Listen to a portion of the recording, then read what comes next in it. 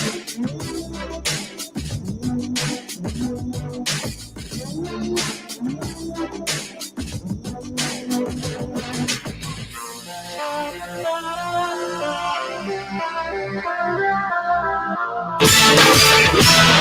to experience the strongest radio allowable by law.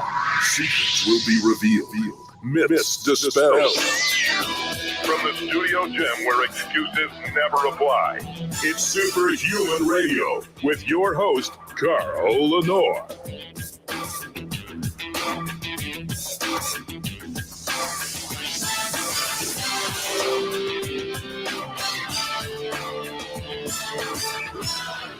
Hey, welcome back to another episode of Superhuman Radio. You know, yesterday I revealed on the show that I've been in a funk. I haven't shaved all week. I haven't been motivated to go to the gym. And then I realized that I haven't had a testosterone shot in 2 weeks. And it just, life got in the way and I forgot. And I went out of town for Thanksgiving. And really, it never ceases to amaze me. The experience I had back in 2007 when I got on HRT for the first time. And within 2 weeks, I felt like someone turned the lights back on in my life. And so here I am, 2 weeks without a shot, and I feel like somebody turned the lights out in my life. I thought I'd share that with you because it's fascinating to me. The role that testosterone plays in energy production, enthusiasm, just the attitude that gets you to leap out of bed first thing in the morning and go to the gym, which I haven't had all week. I've been like, what's wrong with me? And then it dawned on me, I haven't had a shot in 2 weeks. Lesson learned.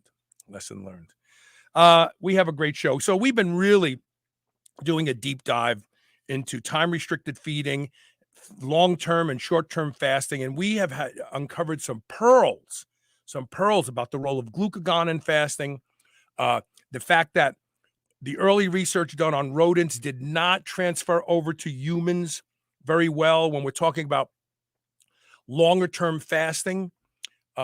When a rodent fasts for 24 hours, it's the same thing as us fasting for 5 to 6 days. And the things that happen during fasting, the cascade of events that happen, take longer for us.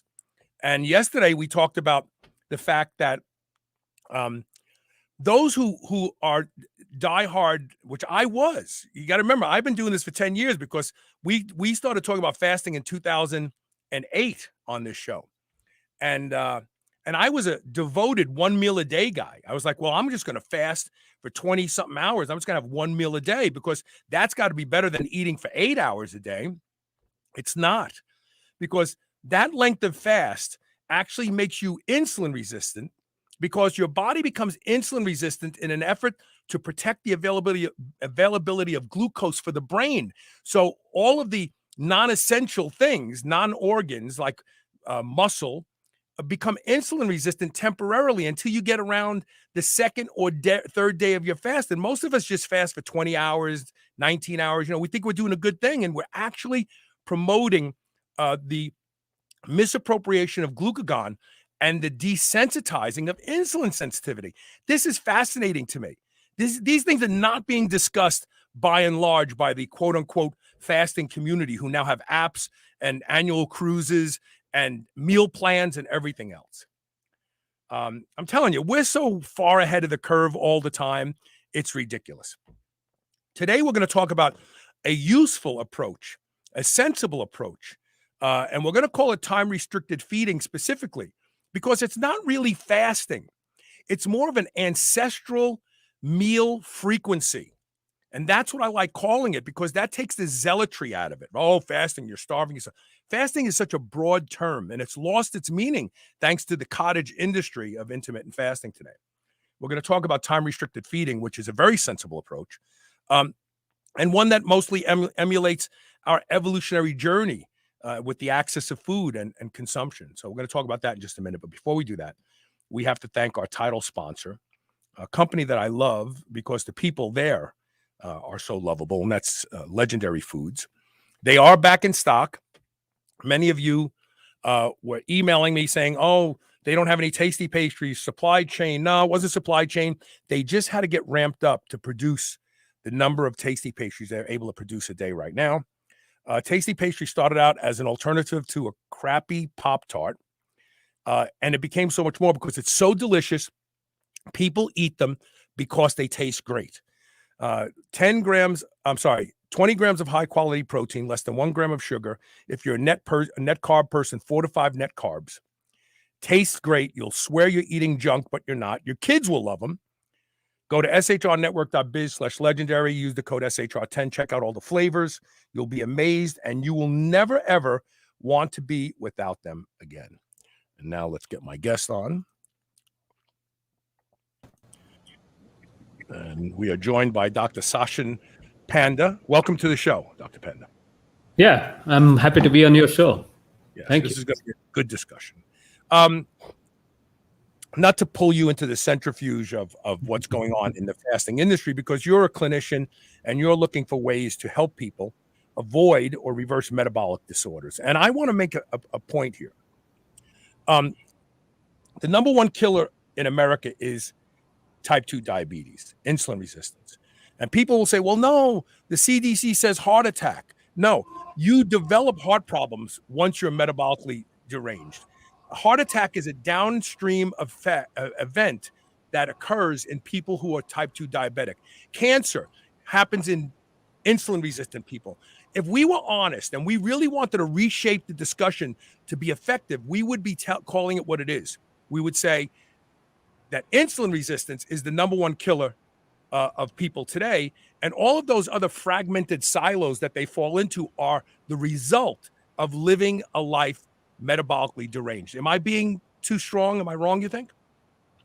No, actually, you are hitting the point because we know that nearly half of the adults in the US now are either pre-diabetic or diabetic.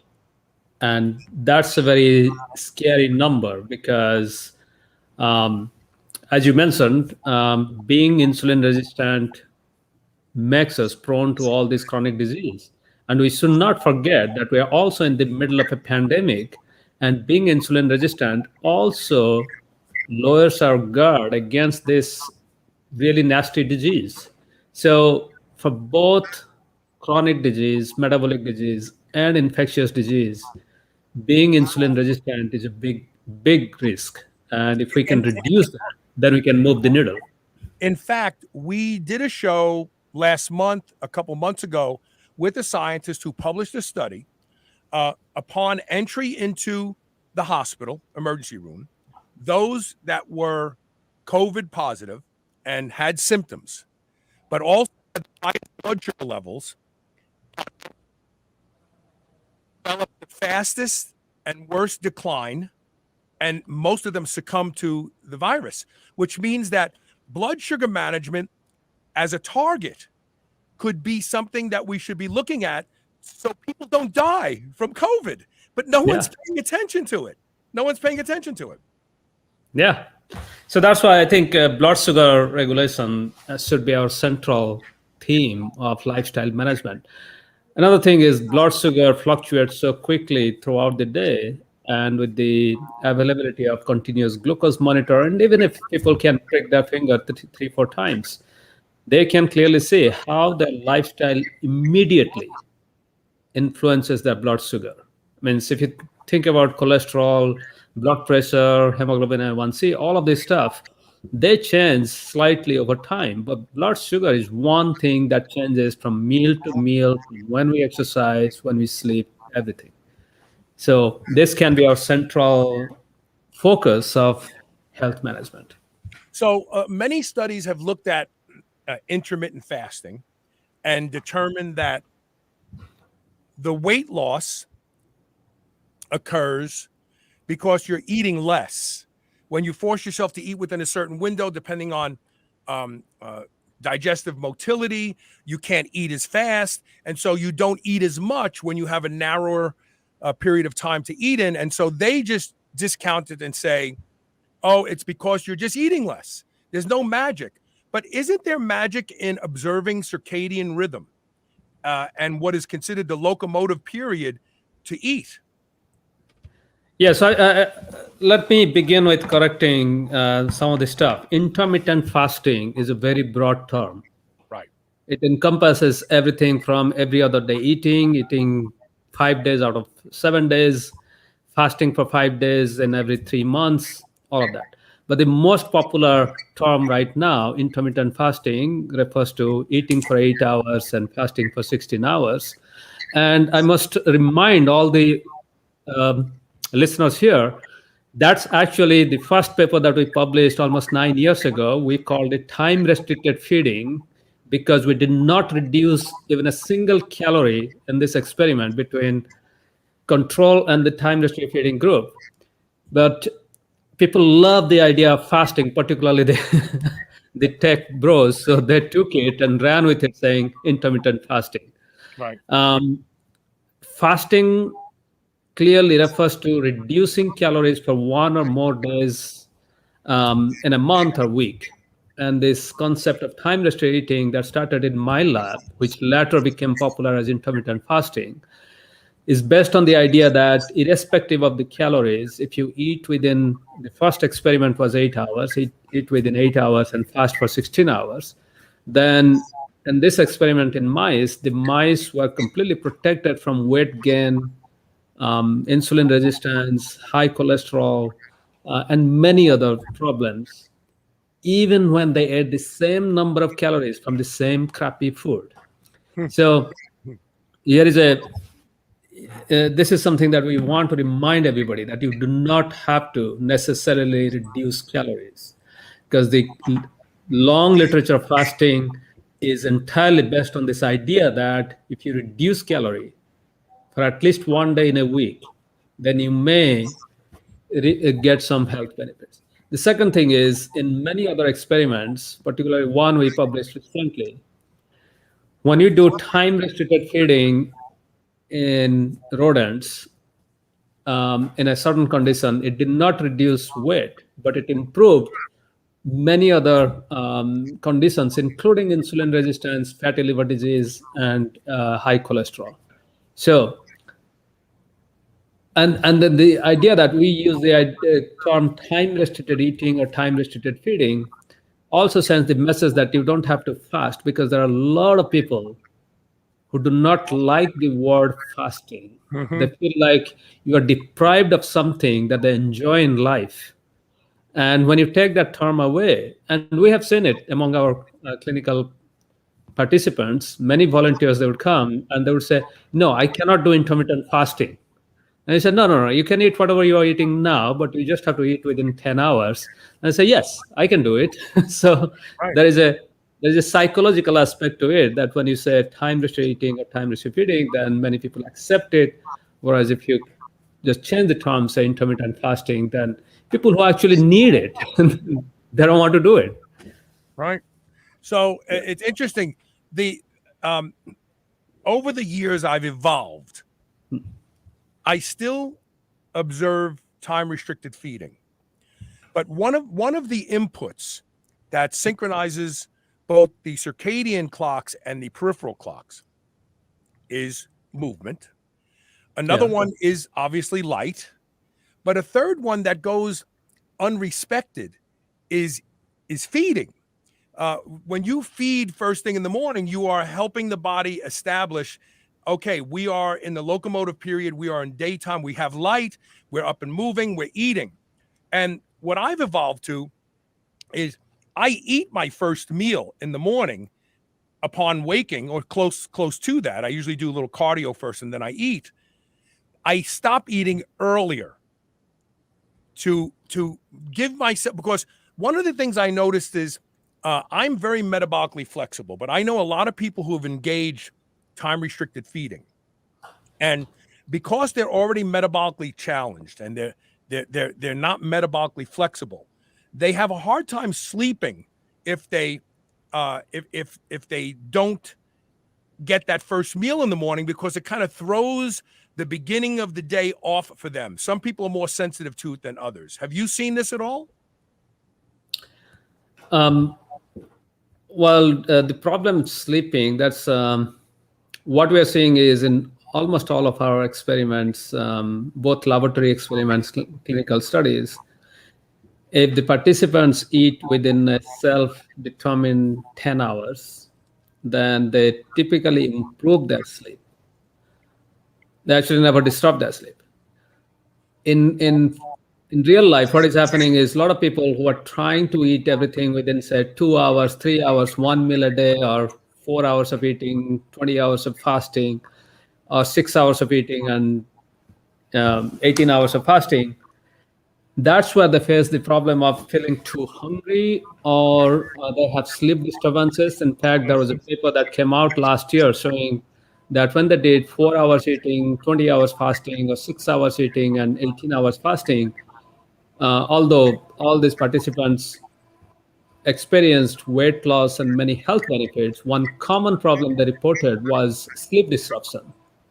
But in our study, when we do 10 hours eating and 14 hours fasting, we see the opposite. People actually experience much better sleep. And in our study, we also make sure that people are finishing the last meal of the day, last calorie, at least 2 to 3 hours before their habitual Yes. bedtime. And that's very important, because if you eat too close to your bedtime, then of course your gut is working hard to digest that food. All the blood circulation is directed towards your core body, and your core body temperature rises and you cannot sleep. So in real life, what is happening, even people who are doing 8 hours eating, 16 hours fasting, many of them start eating at 2 o'clock in the afternoon, finish at 10 o'clock at night, and then at Right. 11, they're going to bed. And of course, they will have hard time falling asleep or maintaining that sleep.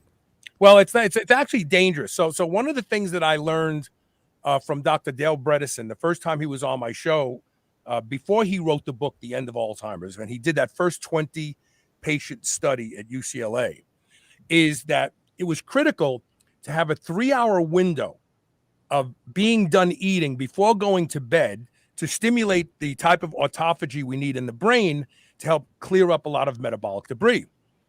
But there's another fascinating fact. A lot of people say, well, I can't sleep if I don't eat right before bed. Well, first of all, that's an indication that you're probably metabolically deranged. You're not metabolically flexible, because you should be able to sleep for 8 to 10 hours, assuming you're tired, and not have to wake up to eat. So that's the first sign. But the really critical to pay attention to is people who eat too close to bedtime are called non-dippers. When you sleep at night, the machinery should not be running, the digestion. You should be done. And the body is doing all of the maintenance and things that it needs to do at night, but it's trying to keep energy low. One of the things the body does is let the heart get a rest. And the way it does it is that slowly throughout the night, and sometimes the middle of the night to the morning, your heart will go to its lowest point. It may be only, if you're really physically fit, it could be 40 beats a minute if you sleep with a tracking device like I do. If you eat close to bed, you don't see that dip in heart rate. And actually, that makes people prone to having heart attacks in their sleep. Non-dipping, like in a hospital observation, if you're in the hospital and they see that you don't dip at night, that your heart rate stays 72 all night long, that's a warning sign. So that's another reason not to eat too close to bed. Correct, Dr. Panda? Yeah, and that's also a lot of people, when they, particularly in Western civilization, we eat and also we have a glass of wine or some alcohol. And alcohol also keeps your heart rate at a pretty high level for most of the night. So that's why not eating 2 to 3 hours before bedtime is important. Another reason is, at nighttime, for us to sleep, we have to increase our melatonin production, and melatonin production begins 2 to 3 hours before our typical bedtime. And melatonin, we know, makes our brain to sleep. But in the last few years, another discovery is melatonin also makes our pancreas to sleep. That means when there is more melatonin, it prevents our pancreas to produce enough insulin in response to the same meal than when there is less melatonin. So that means if you are eating too close to bedtime, your melatonin may be already high, and that will prevent your pancreas to produce enough insulin to maintain blood glucose level, and you may even go to bed with a high blood glucose level. And since there is very less, there is almost no movement at night, your muscles are not active to soak up the glucose. You may stay at a hyperglycemia state for longer time Mhm. if you're eating very close to bedtime. So this is another reason not to eat too close to bedtime. So, in your observations in the paper that you just published, the using time restricted feeding sensibly, nothing aggressive, nothing too heroic, but just using it sensibly, where the user is eating between an 8 and 10 hour window, and they are not eating. They stop eating at least 2 to 3 hours before bed, and everybody's digestive motility is different. Some people can get done at 2. What did you see in the way of insulin sensitivity status in these people? So in most of our studies, we do HOMA-IR, insulin resistance index, and what we find is the HOMA-IR improves. So their insulin production might reduce to healthy level, or after eating, the insulin actually doesn't shoot up too high. And when we do this more systematically in very controlled fashion in laboratory animals, then what we find is both in male and female mice, we see very similar effect. And this is very important because there are many fasting studies that show great benefits in one sex, not the other. That's why and most of the time restricted feeding studies are actually done in male mice. So we wanted to make sure that let's see what happens in females. And what we found pleasantly surprised was in both male and females, time restricted feeding of 9 hours in this experiment was beneficial for both sexes. One caveat is the female mice actually did not lose too much of weight, but at the same time, irrespective of weight loss, they actually improved all other indications of health. At the end of the experiment, we challenged both male and female mice to what we call LPS shock, which is very similar to bacterial infection. Mm-hmm. We wanted to see when these mice are going through almost 15 hours of fasting every night, 13 hours of fasting every day, 13 to 14 hours of fast, is it affecting their immune system? Because many people think that fasting for many, many days can compromise immune system. But in contrast, what we found was the female mice were completely protected from LPS challenge if they ate within 9 hours. Whereas the female mice that ate whenever they wanted, nearly 50% of female mice died. For male mice, the male mice, when they eat anytime they want, nearly 70% of male mice die upon LPS challenge. But if they are eating within 9 hours, then more than half of them survive this LPS challenge. So that also showed this connection between circadian rhythm, glucose regulation, and bacterial infection, that this time-restricted eating approach will benefit for both prevention and management of metabolic disease and also infectious disease. We actually just had Franziska. She's a Ph.D. student, and she's originally from Germany, but she published this paper recently. The University of someplace in Canada. I'm sorry. She was just on the show a week or so ago. She's the one who published a study that showed that fasting prevented infection from killing the rodents. So this is fascinating because and we talked about the mechanisms. You know, could part of it be, look, there's a great deal of metabolic expense to the body digesting food. And the immune system resides in the gut. And perhaps it's as simple as if the gut doesn't have to digest food, it can go and attack viruses and kill infections. And it has the resources to do that. But regardless, you're right. Fasting can actually help you manage infections. And the hospitals don't do that. They feed you. And on top of that, they feed you the wrong foods. They feed you foods that raise blood sugar. You know, lots of high carbohydrates, simple carbs, simple sugars. So this is something that needs to be paid attention to, especially Yeah. in So good. yeah. So when you were saying gut, yes, gut influences the immune system to some extent. But as I mentioned, time restricted feeding also improves sleep. And there are many recent studies showing when there is sleep disruption or chronic sleep fragmentation that affects the maturation of immune cells in the bone marrow. And that was a very surprising discovery how sleep disruption affects bone marrow immune cell maturation. So it's also likely that time restricted feeding might be affecting or optimizing maturation of fully functional immune cells from bone marrow, and that they in turn can also fight against infection. So the bottom line is, our human body or even a mouse body is very complex, Right. and we can start with some hypotheses about why something is happening. And sometimes we find those hypotheses may be true, and sometimes we make new discoveries. And when it comes to circadian rhythm, what is really interesting is nearly every gene in our genome, so that's almost 20,000 genes, has a program to turn on and off or go through circadian rhythm in at least one or more organ in our body. Wow. A few minutes ago, you had mentioned the central and peripheral clock. And listeners who are not familiar with that term, when you say central clock, that means is the clock that is present at the base of our brain called hypothalamus, and that acts like the master clock because in rodents and also in some human patients who lose that part of the hypothalamus, they don't have any sleep wake consolidation. They will sleep whatever time it is and will wake up after 2 or 3 hours. So that's why that's called master clock. Hmm. For a long time, we all thought that that's the only clock.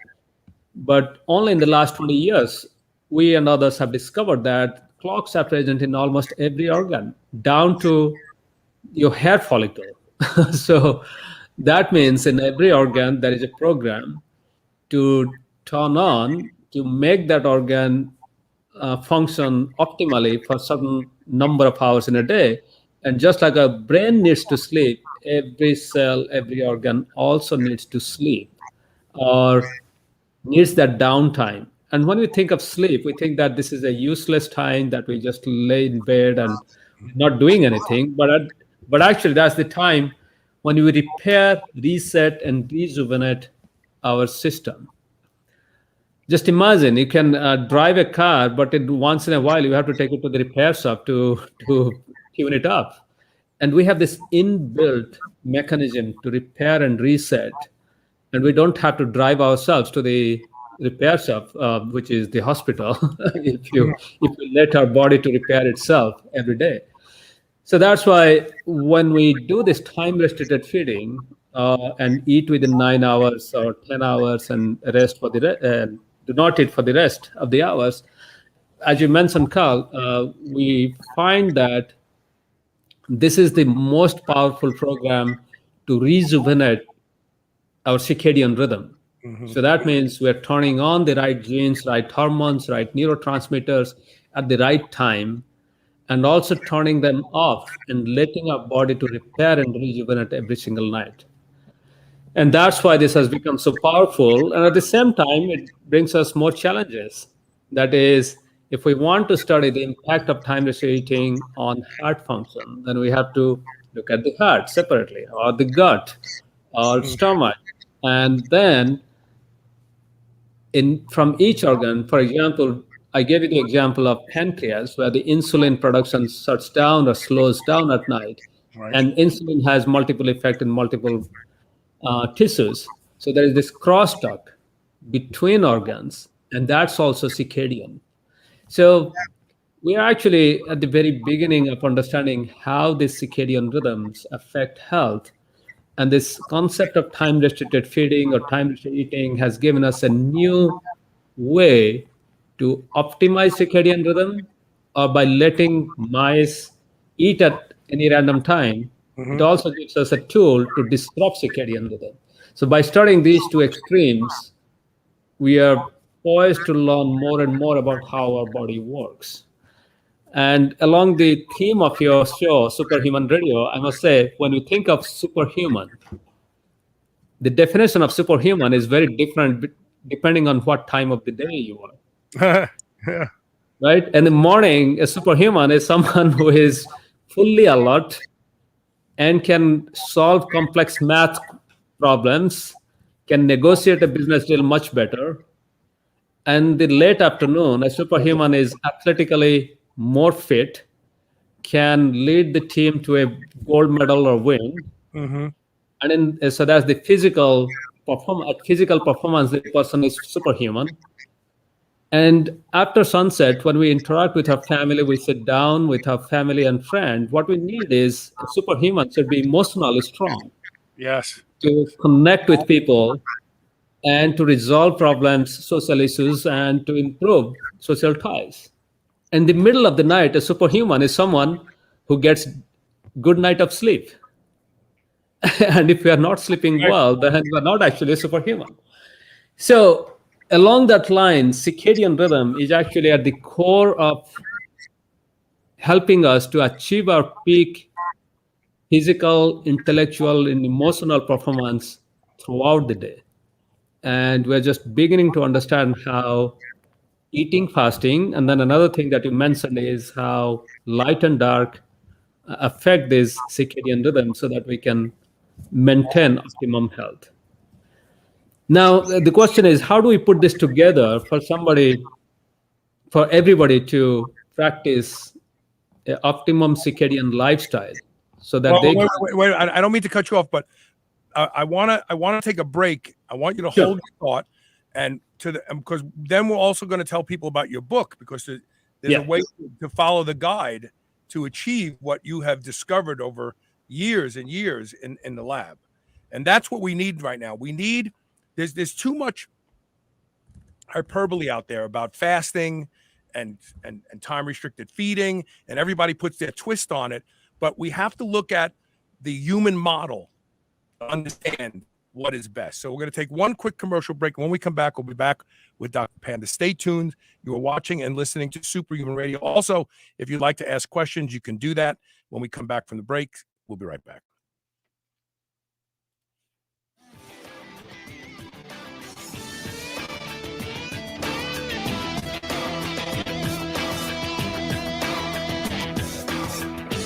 Dogs should be powered by fat and protein, not carbs. That's why Visionary Pet makes low-carb, ketogenic dog food for dogs of all breeds and life stages. From kibble to freeze-dried and even low-carb treats, all Visionary Pet recipes are very low-carb, ketogenic, and made with 100% real meat protein. Shop now and use code SHR for 20% off your first order today. Your dog deserves the lifelong benefits of optimal nutrition. Make the switch to Visionary and see why smart dogs eat low carb. Have you been struggling to achieve results in the gym? Trouble sleeping through the night? Overwhelmed with stress or anxiety? Look no further than Infinitewell supplements. They have designed products to address specific needs like muscle growth, hormone balance, sleep, and anxiety from the first use. Infinitewell helps you live well. Go to shrnetwork.biz/bewell. That's BEWELL and use code SHR20 and start living well today. Every day, there's a new wellness trend. Eat that, do this, avoid those. How do you know where to start or who to trust? Inside Tracker helps you cut through the noise by analyzing your blood, your DNA, your lifestyle, and your fitness tracker to provide you with a science-backed, trackable action plan on how to live, age, and perform better. Personalized, one-size-fits-one recommendations to help you optimize you. So head to InsideTracker.com/superhuman today and save $200 on Inside Tracker's Ultimate Plan plus free inner age, and enjoy 25% off site-wide to give the gift of personalized health. Redcon One's new BAR bar is the ultimate soft-baked protein-packed snack bar, powered by peanut butter. Perfect for while on the go to help curb hunger or sneaky sweet tooth cravings. With 20 grams of protein, use as a meal replacement bar or when you're in need of a high-protein snack. Eat a Redcon One bar as a midday snack or for fuel before an intense training session. Go to shrnetwork.biz/Redcon1 and use the code SHR25 and save 25% off these delicious bars today. New Mass Pro Synthogen X2 just upped its own legendary game. To distance itself even further from the rest of the pack, Synthogen X2 now has double the key active ingredients. If you've ever wondered what steroid-like recovery feels like, Synthogen X2 delivers. See why others compare it favorably to powerful bodybuilding drugs at synthogen.com. Mass Pro Synthogen. When you train with it, you'll gain with it. This is the Superhuman channel, where brawn and brains finally meet.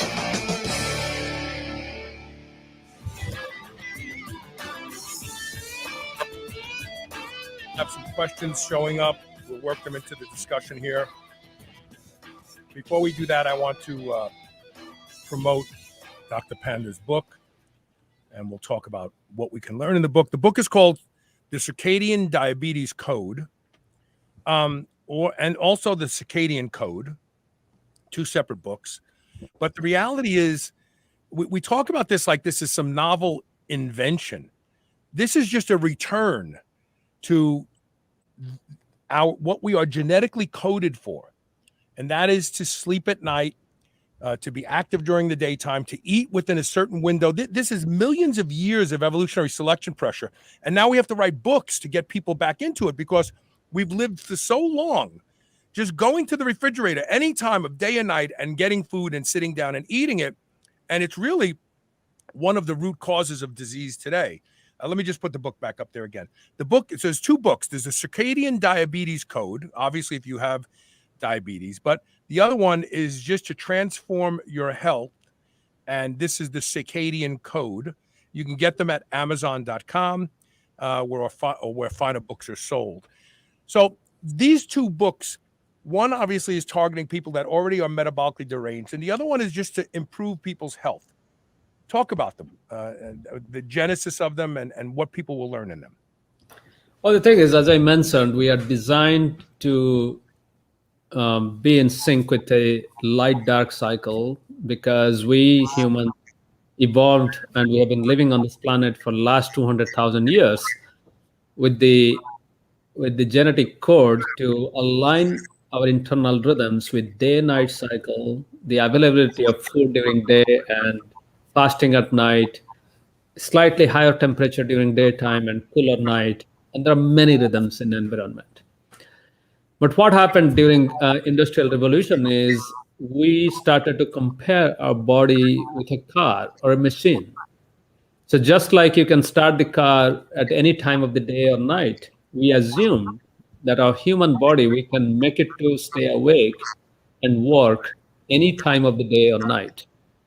So as a result, what has happened is over the last 150 years, we have caused a lot of circadian disruption. Another issue is actually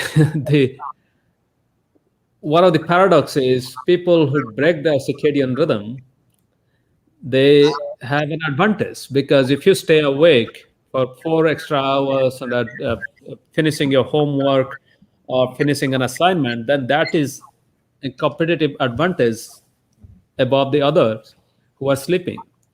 So in that way, we have been driven to break our circadian rhythm, and we think that that's how we get high performance, but that's a short-term benefit, but in long term, we break our rhythms. So what I feel is only in the last 20, 25 years, we have come to understand the huge potential of optimizing circadian rhythm to improve our physical, emotional, and intellectual health. So in that context, I feel like we're in the time of lead and asbestos time. So, in 70s, up to 70s, we built our buildings and everything with lead and asbestos in it. And then we realized that, hey, this is bad.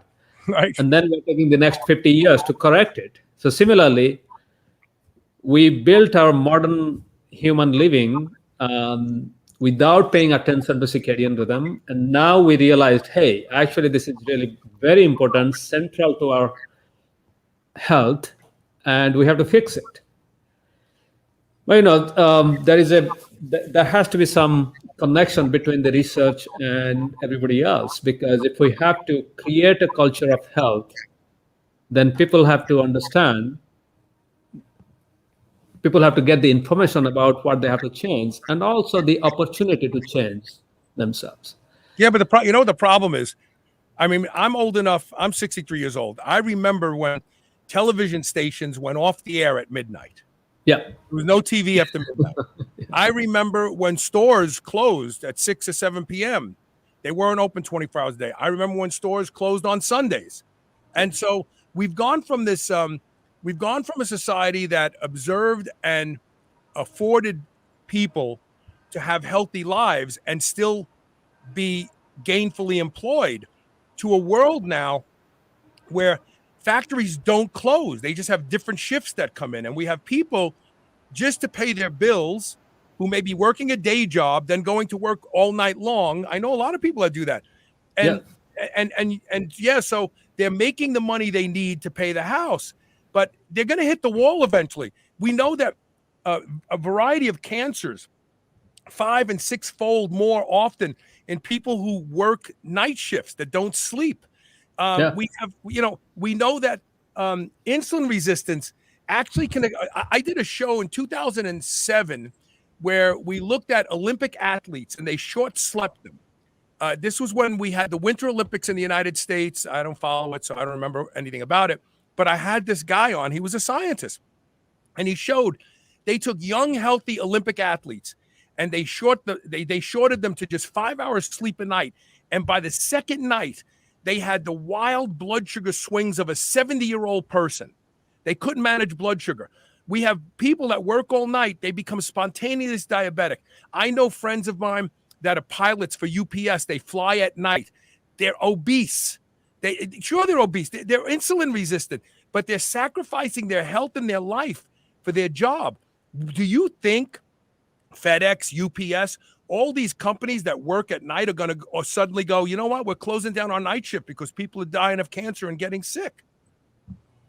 Well, the thing is that's why I said, there are 3 or 4 different levels of circadian disruption. One is personal, because those who have a regular day shift job, they still try to watch Netflix TV until midnight, so at least they can change their habit. Second is interpersonal or family based. So for example, if you have someone sick in your family and you are the caregiver, then it's very hard to get a good night of sleep. And in that case, you can figure out how to, maybe within the family, you can change shift. Just like a family who has a newborn baby, the mom and the dad, they kind of divide the chores. My son did not sleep for the first 18 months of his life. Every night for 18 months, I had to get up, take him out of the crib, bring him into the bedroom so that my ex-wife could breastfeed him. Yes, you're right. Yeah. And then the third one is this societal or cultural, where, right now in the US alone, 1 in 5 worker is a card-carrying shift worker. Just like you said, airline pilots, service workers, truck drivers, bakers, firefighters, cops, etc. And I would say there is another 1 in 5 or 20% of people who are gig economy worker, like Uber driver and food delivery people, who are not really card-carrying shift workers, but they do work very late into the night or very early. And then there is second-hand shift work. So that is the family members of these shift workers. They're also staying up late to give company to their loved ones.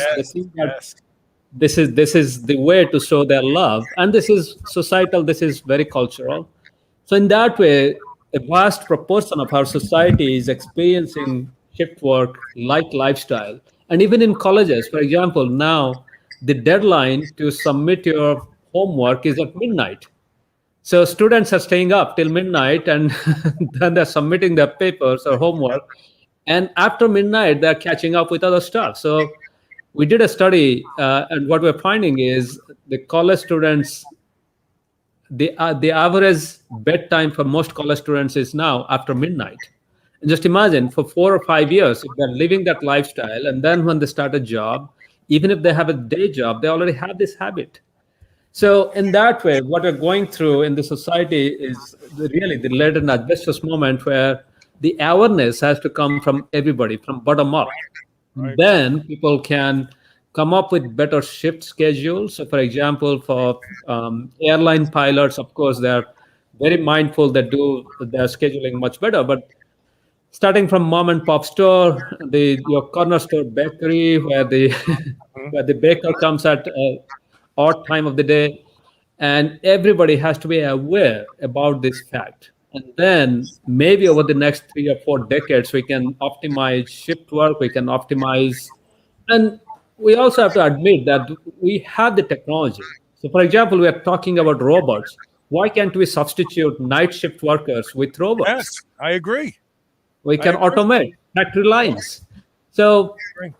so along that line, we're at a very fortunate time that we have recognized this impact of the disruptive impact of circadian disruption, and we also have the technology. And in the first book, the Circadian Code, I discuss all of these for everybody to be aware about the circadian rhythm and how it can help them to prevent, manage, and maybe reverse many of the chronic diseases.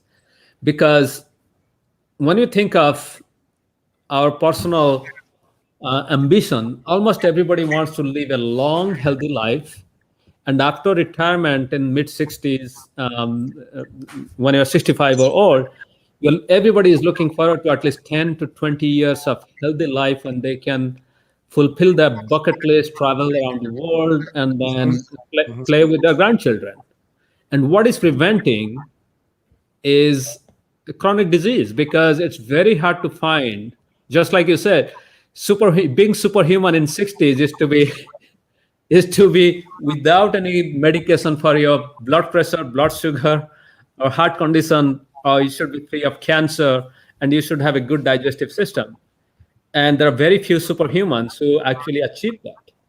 So now the question is, can we manage our circadian rhythm to be healthy, to be superhuman at the age of, by the time we reach 50 or 60? And that's what I discussed in the first book.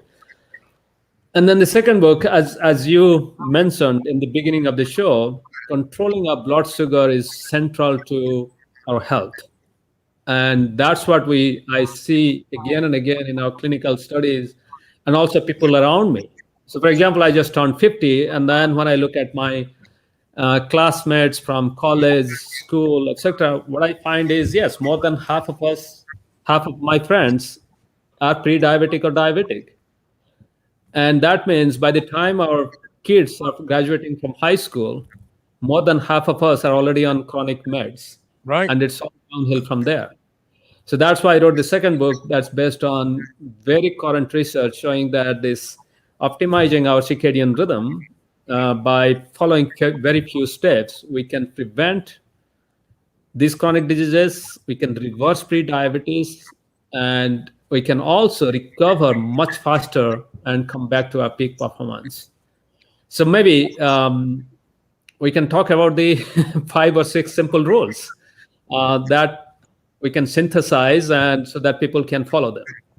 And so what are the rules? You want to list them? Yeah. So the first one is sleep.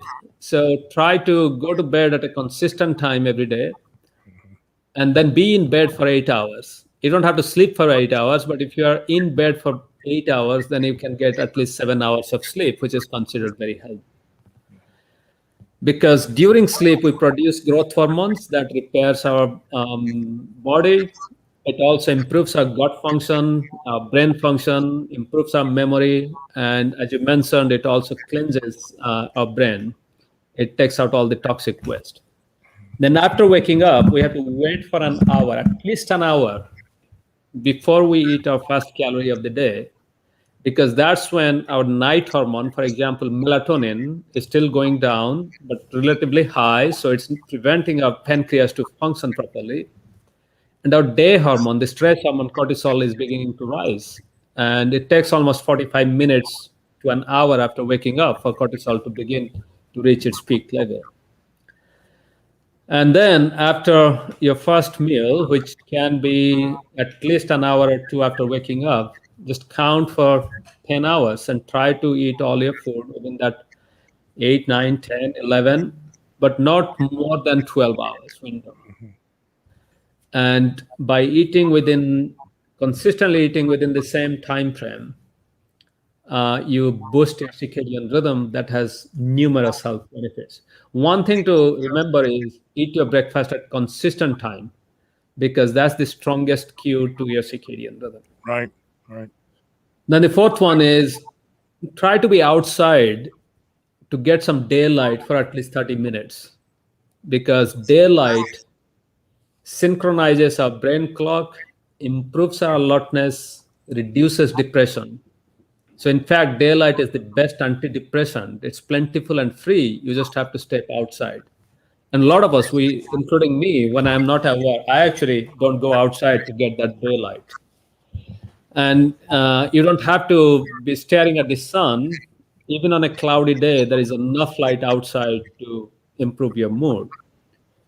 And then the next one is exercise. Everybody should exercise.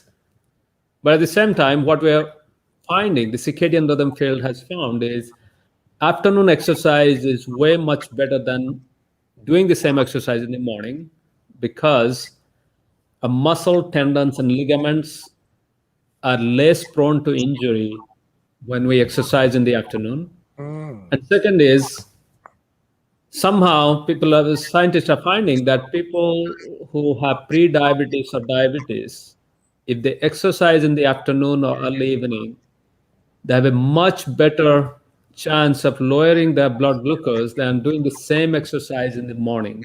For pre-diabetic and diabetic, it's very important to do that exercise in late afternoon or evening to get the best out of it.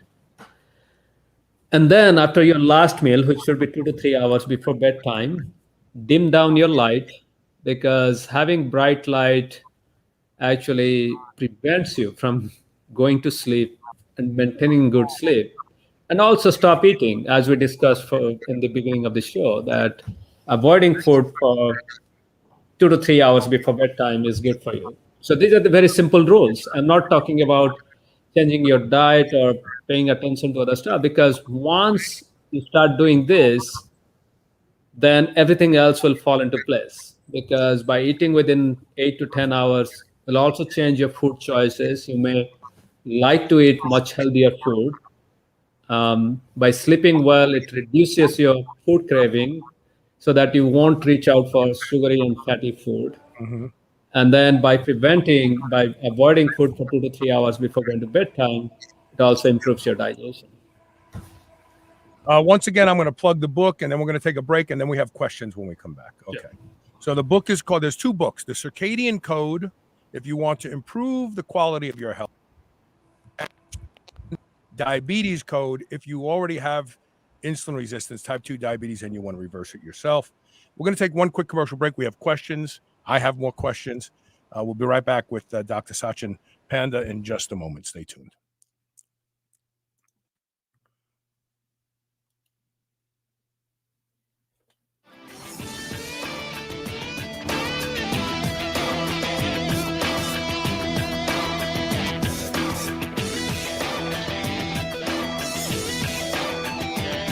Remember those rectangular toasted pastries you used to love when you were a kid? Well, Legendary Foods has just made them better. The new cake-style tasty pastry is like nothing you've ever had before. With 20 grams of high-quality protein and less than 1 gram of sugar, you'll feel like you're cheating, but you're not. Go to shrnetwork.biz/legendary and use the code SHR10 to save 10% off your purchase of tasty pastries. Now available in cookies and cream, red velvet cake, birthday cake, blueberry, strawberry, brown sugar cinnamon, and hot fudge sundae. Go to shrnetwork.biz/legendary and use code SHR10 today. I would easily say that I am the hugest proponent you will ever meet to doing anything that will improve the quality of my sleep. And that's because sleep is linked to just about every metabolic disorder we see in our population today. One of the easiest things you can do to improve the quality of your sleep is to get a pillow that can be shaped into the exact form factor that allows you to get your best night's sleep. And that is MyPillow. I've been sleeping with MyPillow for a few years now, and I can tell you that when I have to travel and stay in hotels, I don't get a good night's sleep because I don't have MyPillow with me. Right now, you can save up to 60% off of everything offered to improve the quality of your sleep at shrnetwork.biz/MyPillow when you use the code SHR. Or you can call toll-free 800 889-4938. And remember to use code SHR to save up to 60% off of everything at their website. Microbes make up your immune system. That's why I'm really excited about P3OM. P3OM is a patented probiotic that might be the most effective probiotic ever developed. P3OM fights bad bacteria and strengthens immunity, basically a germ-fighting superhero. But it also helps digestion, speeds up metabolism, and increases energy throughout the day. That's way more than I thought a probiotic could do. And just when I thought P3OM couldn't get any more powerful, I watched a video that you can find at shrnetwork.biz/P3-OM of this probiotic literally breaking down a piece of steak. After I saw that, I was all in. Here's some more awesome news. You can get 10% off P3OM right now by going to shrnetwork.biz/P3-OM and by using the coupon code SHR10. And if you order it and it's not everything that you thought it would be, they will give you 100% of your money back, no questions asked. So if you want to protect yourself from whatever bug is floating around this year and take your digestion to a new level, visit shrnetwork.biz/P3-OM and use the code SHR10 to save 10% off today. Being superhuman means being conscientious about the choices we make. White Oak Pastures is superhuman when it comes to raising livestock. They're committed to animal welfare, land regeneration, and rural revival. They responsibly manage the entire process from the pasture to your doorstep. High quality, pasture raised, great tasting meat from a farm you can trust. Full nose to tail selections. They even have options for your pet. Go to shrnetwork.biz/whiteoak and use the code superhuman to save 10% off your entire first order.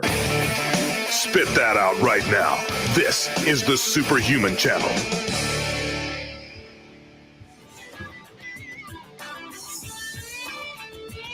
Welcome back. Okay, so we have a couple questions. I have a couple questions. The first one comes from Craig Hollander. So Craig tracks his sleep like I do. I use two different apps. I don't use the Oura Ring anymore because I found it does the same thing to me that Craig's experiencing with the Oura Ring.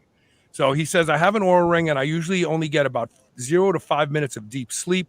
I've done all the sleep hacks, but it doesn't improve.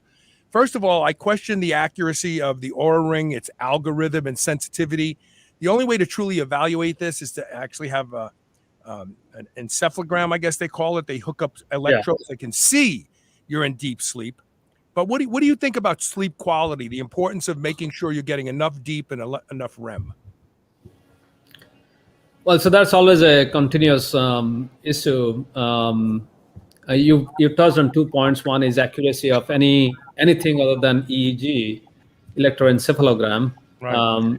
because all of these devices are essentially looking at your movement of your body and temperature.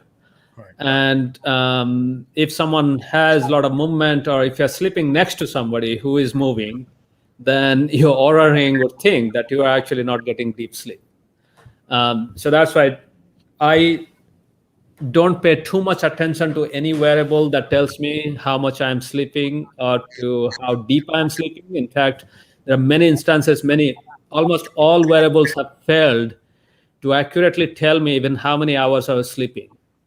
Because I would sleep, I would take a nap, many of the devices don't detect. So I don't pay too much attention to the quality of sleep. What is more important is to get that 7 hours of total sleep. And if you're getting that, then that's much better. And at the same time, we also have to recognize that some of us may have a genetic predisposition that we can get away with less sleep. There are many people, there is specific genetic mutation, they can sleep only 4 to 5 hours a night, and they're as healthy as their peers. So, so I won't pay too much attention to quality of sleep from a wearable. There is one thing that I've found that does track my deep sleep. I always get my deep sleep soon after falling asleep, number one. Yeah. There is a device that tracks your breathing. It's called Sleep Cycle. It has a high sensitivity microphone that gets more and more sensitive as you fall asleep and the quieter the room gets. And it's the only thing that tracks my deep sleep because I must move in my sleep, even in my deepest sleep, enough to trigger the wearable rings and wristwatch type devices. But the Sleep Cycle does track my deep sleep and it's because it's only listening to my breathing, and the rhythm of your breathing changes as you go to deep sleep. The other thing is people are worried about how much REM sleep they're getting. If you're dreaming, you're getting REM sleep. Now, not everybody remembers their dreams, but if you do, and generally your REM sleep happens closer to the morning. And that's why when you have those dreams, they're still fresh on your mind because you're waking up and you really can't figure out, well, when did I dream that? Was that last night? Was that early this morning? Almost always early this morning. So if you're dreaming, you're getting REM sleep. And if the cadence of your breathing and the depth and rhythm of your breathing is changing, you're most likely getting deep sleep. He says, I have a genetic marker for less sleep and more movement during sleep. Get the sleep cycle. Do me a favor, just get it and try it and see what your breathing looks like. Danny Geraldo Okendo is watching from Colombia. He always says hello. How you doing, Danny? Thanks for being here. Okay, so here's a question for you, Doc. We live in what I like to call caffeine nation. I literally just gave up coffee. It was a struggle. For years I've struggled to give up. I have abused caffeine anhydrous, and it hurt my gut. My gut is finally repairing. But what is the toll of all the caffeine people drink? I can tell you that now that I stopped drinking caffeine, I get a lot more deep sleep. I fall asleep easier. What are we doing to ourselves with all of this artificial caffeine that's throwing off sleep pressure? Well, the thing is, the use of caffeine, we use caffeine because we're not sleeping well and we want to try to wake ourselves up in the morning. And there's a lot of marketing around caffeine. There are a lot of meta-analysis and reviews that are published again and again showing, hey, caffeine improves X, Y, Z. But if you look deeply, those meta-analysis often exclude studies that show any adverse effect of coffee. So if you selectively cherry pick the studies that show good results, of course, you'll always see caffeine improves X, Y, Z. One thing is, so your point about coffee and deep sleep, it's very well accepted. And in fact, almost all of us can break down nearly half of our coffee in 6 hours. But then there are a lot of us who break down half of the coffee in 12 hours. So that means no one should actually have coffee after lunch if you want to get a good night of sleep. And just means I have 1 cup of light coffee in the morning if I didn't get any good sleep. And that's why I was sipping coffee in the morning. And that's a reminder that I did not get good sleep last night. And every year for 1 or 2 months, I get rid of coffee, and then I feel like I haven't slept for 5 or 6 days. So I really good sleep. Usually it happens from after the holidays, before the holidays. So in 6 or 7 days, I'll stop coffee. And for a lot of you who are addicted to coffee, try this, and you will discover what deep sleep and restorative sleep feels like. Just try it for a month. Take it as a challenge. And for the first 1 or 2 days, it may be difficult, but have a gallon of water next to you, rehydrate yourself very well. And those who have acid reflux, heartburn, etc., you'll also pay attention to your stomach, because getting rid of coffee may also help you to reduce your acid reflux. So the other thing I was just thinking about is the actual cause of autoimmune disorders is very elusive. We understand what autoimmune disorders are when the immune system starts to attack the body's own tissue. But the things that arise that cause autoimmunity have been debated now in medicine for quite some time now. And we know that certain foods are triggers, mostly foods that have a high inflammatory index. However, has anyone ever looked at the onset of autoimmunity and possible contributions to disruption of the circadian rhythm? Yeah, so that's a very interesting aspect, because we know that circadian disruption deranges the immune system. So then the question is, can we fix it, or can we reduce the burden of autoimmune disease by circadian optimization? So this is an active area of interest because, for a long time, we only connected circadian rhythm with sleep-wake cycle. So the research funding agencies were not paying attention to how circadian rhythms are connected to immune system. But at least now, beginning now, we will see that will change. Coming back to your food and circadian or this autoimmune stuff, another thing is we're also eating mostly sterile food. That means most of the food that we eat doesn't have any microbiome with it. A lot of the food that is already packaged or processed they don't have any microbiome. So when our body is not exposed to external microbiome, then it can be primed to attack itself. That's my other hypothesis. Sorry. I guess you are muted.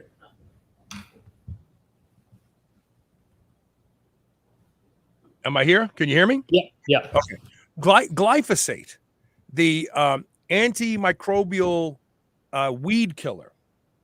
The whole purpose of glyphosate, the way it destroys weeds, is it disrupts the plant's microbiome. It inhibits the shikimate pathway. And we always thought that, it won't hurt humans because we don't have a shikimate pathway. But the microbes that inhabit our gut have a shikimate pathway. So you're right. These plants that are being heavily sprayed now, they may be contributing in the way of the absence of microbes. That's a fascinating idea. Yeah, so there is another idea that's becoming more and more rooted now. That is, a lot of the food that we eat also have additives that are almost like detergents. So, for example, when you eat that nice ice cream, the silkiness and smoothness of ice cream comes from a detergent that's mixed with it. And that detergent also scrapes off microbes in our gut lining. And so that can be another reason why many of the preservatives in food, which are not regulated as heavily as they should be, they may be affecting the gut microbiome. And now there is this new series of papers coming out showing that our gut microbiome also has circadian rhythm. And when you deplete that gut microbiome, it affects our circadian rhythm in the rest of the body. So as you can see, we are kind of at the beginning of a very exciting era in biomedical research where we can connect what is in our food, how it affects our body, and then how it affects our day-night cycle, and how it ultimately might affect our brain health, gut health, or glucose health. So, but irrespective of all the complexity, the simplicity is also very exciting. That is, forget about all this complexity. If we can nurture a good circadian rhythm by sleeping for 7 hours, eating for 8 to 10 hours, going outside for 30 minutes to get daylight, and having some exercise, then that sustains a strong circadian rhythm and everything else falls into its right place. My last question. We are learning now that radio frequencies from routers and cell phones and other high frequency 1 gigahertz and above transmitters are causing disrupted sleep. There's several good studies that came out of Scandinavia 6 or 7 years ago that showed that exposure to a cell phone call where the phone is pressed against your head for 15 minutes, 30 minutes before bedtime, caused a deep sleep latency by an hour and a half. You don't get it to deep sleep. We literally live in a soup of, we have our cordless base station in the office next door. We have our Wi-Fi on every floor so that we have good connectivity wherever we are. We make cell phone calls. Some people sleep with their cell phones in the on position next to their bed because they use the alarm clock and they fail to put it in airplane mode. This is clearly contributing to poor sleep hygiene. What do you think about that? Well, the bottom line is you should use your bedroom just for sleeping, nothing else. So, Yeah, but these frequencies go through walls. So, you could be doing that, but you have the router next to your room. Yeah, so that's why we cannot. So this is an area where every person has to make that choice, and if someone is a shift worker or has to wake up early in the morning, they have to have an alarm clock, and they can choose whether to have the old style alarm clock or have their cell phone. Mm-hmm. So that's why what you're pointing out is giving information to people and letting people make the choices, what we can do, and let them make the choice that they have. So the bottom line is, before going to bed, it's always good to turn off your electronics or put them in airplane mode. Try to avoid interacting with your electronics. Like in the middle of the night, if you wake up, don't try to check your cell phone or check even the time, because for example, if you for some reason you are waking up at 2 o'clock and you see that it's 2 o'clock, then that anxiety that, hey, I woke up, how can I go back to sleep, will actually keep you So you awake. start worrying that you won't go back. Oh, I'm not going to go back to sleep now, and then it manifests. It manifests. Yeah, so that's why just stay away from electronics and just sleep. And when it is morning, you'll see the day and night, the twilight time, the twilight light will come through. And if you're living next to if you're living next to a street, the street noise will wake you up at the right time. Or if you're wherever you are, there are some cues from nature or from man-made structures that will wake you up. So don't keep any electronics next to you just to check time or check your emails or texts. So the two books that are available right now, if you have type 2 diabetes already and you want to reverse it, and you can reverse diabetes, you don't have to be on metformin and other drugs for the rest of your life.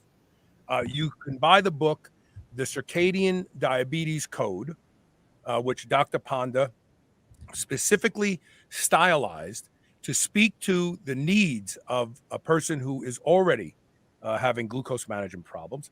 But if you're like me and you just want to be healthier,